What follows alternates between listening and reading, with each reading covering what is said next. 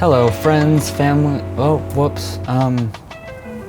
Hello, friends, family, and people of the internet. My name is Brendan, but most people call me Chesto. And I wanted to make this video to check in, to say hello. Hope you're doing well. Hope you're staying healthy. And share some thoughts that have been on my mind lately, and some things that have helped me in it, and that I hope might help you as well. So the phrase that's sort of been playing in my mind on a loop lately is that of don't be an apologist for your own suffering. Now, what the heck do I mean by that? Something that I've noticed, at least in my own mind, is that based on things that might not necessarily be going well, bad life circumstances, a bad day, a bad week, or whatever, we tend to justify it. We tend to be able to come up with reasons that don't serve us as to why that thing is the way that it is. And one way that I found that justification happens is through a process of negative self-talk and like loops of starting from one idea that, okay, maybe I didn't do that thing I was supposed to do, and then that leads into another thought, which leads into another thought, which leads into another thought, and this just spiral downward of negative self-talk that reinforces itself, and lo and behold, it's 3 hours later and you feel depressed and you have no idea why. You are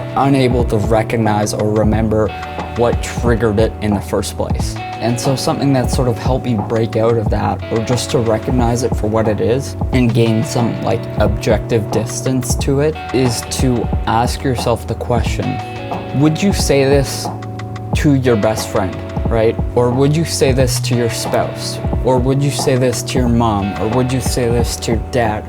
Or would you say this to insert important person in my life here? So imagine calling up your mom or dad or best friend or spouse and being like, hey, so-and-so, you're a complete piece of shit.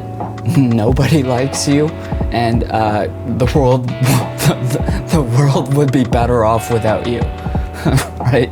That would be completely psychotic. And you would, if you did that enough times, you would very quickly realize that that would be a bad idea. So the question becomes, why are you treating yourself that way? Just as like past versions of yourself you can think of as friends, and future versions of yourself you can think of as friends. Those are real people. Those are real people with desires and hopes and dreams, and they are worthy of moral concern just as much as your friends are, or your spouse might be, or your significant other might be. So just as you would never say these things to your spouse, why would you say them to yourself? An extension of that idea that I've sort of noticed in my own mind when engaged in this negative self-talk is a sort of like ping pong match of this back and forth of the negative thought, and then a reaction to it, and then a reaction to that, and then a reaction to that, and that's what causes this looping. Now, content warning, I guess, in my case, occasionally pretty bad suicidal thoughts. In my case, it can get pretty bad of like, do the thing, don't do the thing, do the thing, don't do the thing, right? This, in a sense, is getting trapped in that loop, because the negative voice like stacks up reasons on one side, and then the positive voice stacks up reasons on the other side, and it's this lobbing back and forth of positive reason, negative reason, do it, don't do it, do it, don't do it, sort of thing. Now, where the sort of breakthrough came in for me was meditation. Just sitting back and being aware of that, of not trying to negate it, of just simply being aware of sensations in the body and the breath, and just simply being aware of everything that arises, every chaotic thought, every sensation, every impression, every mood, every emotion, without judgment.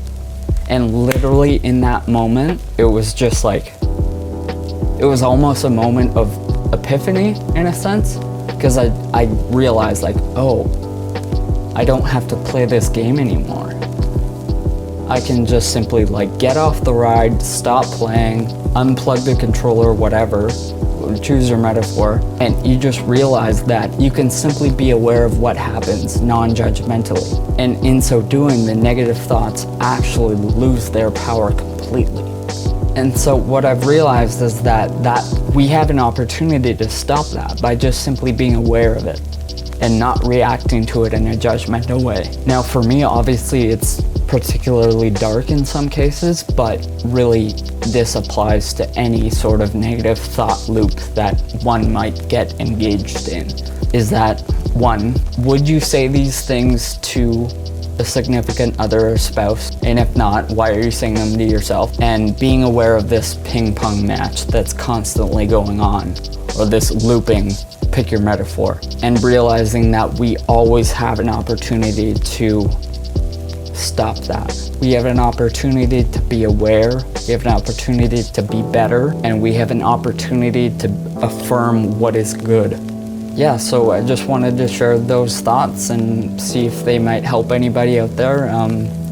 Again, as usual, hope you're doing well, hope you're happy, hope you're healthy. I love you so much, and I'll see you in the next one.